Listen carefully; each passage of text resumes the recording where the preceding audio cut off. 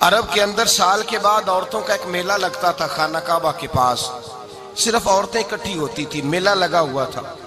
ایک تورات جاننے والا یہودی عالم بھی آیا ہوا تھا. وہ بیویوں کے مجمع پہ نظر ڈال کے کہنے لگا, بیویوں مرد کا کام تو کوئی نہیں عورتوں کے مجمع میں بات کرنا, لیکن میں تمہیں ایک پیغام دینے لگا ہوں. اللہ کے آخری رسول جو مکے میں پیدا ہونے والے ان کے آنے کا وقت قریب آ گیا ہے. وہ بیوی بڑی خوش نصیب ہوگی جنہیں ان کی رفاقت ملے گی.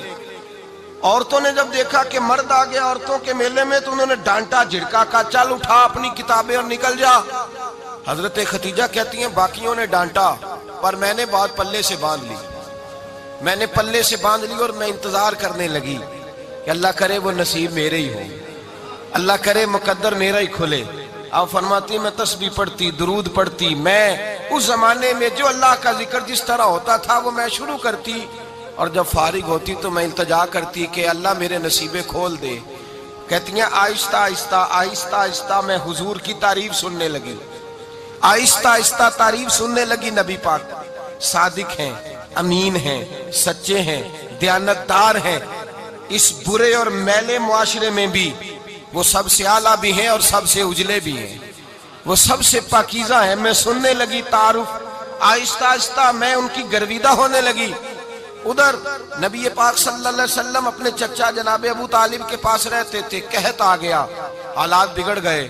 حضور سید عالم صلی اللہ تعالی علیہ وسلم سے چچا کہنے لگے بیٹے اگر مال تجارت لے کے شام جاؤ تو بڑا نفع کماؤ گے, ہمیں ضرورت بھی ہے, اور اگر ہو سکے تو ختیجہ کا مال لے کے جاؤ.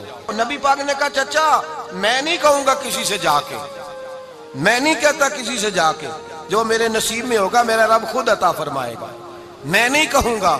مصطفیٰ نے تو نہیں کہا. حضرت خدیجہ رضی اللہ تعالیٰ عنہ کہتی ہیں میں نے خود اپنی خادمہ کو بھیجا. میں نے کہا جا کے پوچھو تو صحیح کہ میرا مال قبول ہوتا بھی ہے کہ نہیں, پوچھو. نبی پاک صلی اللہ علیہ وسلم سے پوچھا. حضرت خدیجہ کی خواہش ہے کہ آپ مال لے کے جائیں. حضور نے قبول کر لیا. جناب خدیجہ الکبریٰ رضی اللہ تعالیٰ عنہ کے غلام تھے, میسرہ ان کا نام تھا.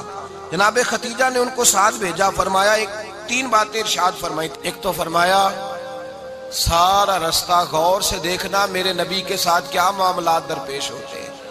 ابھی اعلان نبوت نہیں کیا. فرمایا ذرا غور کرنا, میرے مصطفیٰ کا مطالعہ کرنا اور مجھے واپس آ کے سبق سنانا. وہ جو تم نے چہرہ بددعا کی تلاوت کی ہو ذرا مجھے واپس آ کے سنانا. جنہاں نے دل پر جانی ڈٹھا ہو وکھیاں ہی تک لیاں, تو ملے ہوں تے ساجن ملیا ہوں ناسا لگ پئیاں. ذرا جا کے نا تلاوت کرنا اور مجھے دکھ. اور دوسرا فرمایا تم میرے غلام ہو تو مصطفیٰ کے بھی غلام بن کے رہنا. میں سنتی ہوں کہ کردار کے, افکار کے, نظریات کے, عظمت کے بلند و بالا, وہ جیسے کہیں ویسے کرنا. اور تیسری حضرت خدیجہ نے نصیحت فرمائی. فرمایا محمد ابن عبداللہ صلی اللہ علیہ وسلم کی رائے سے اختلاف نہ کرنا.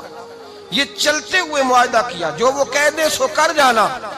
غلام کہتے ہیں میں ساتھ گیا, باتیں میں نے سن لی, لیکن جب سفر شروع ہوا نا ابھی چند منزلیں طے ہوئی تھی. میں نے کہا خدیجہ آپ نے کیا نصیحت کرنی تھی, ان کے ساتھ جو رہے گا وہ ان کا غلام ہی بن جائے گا.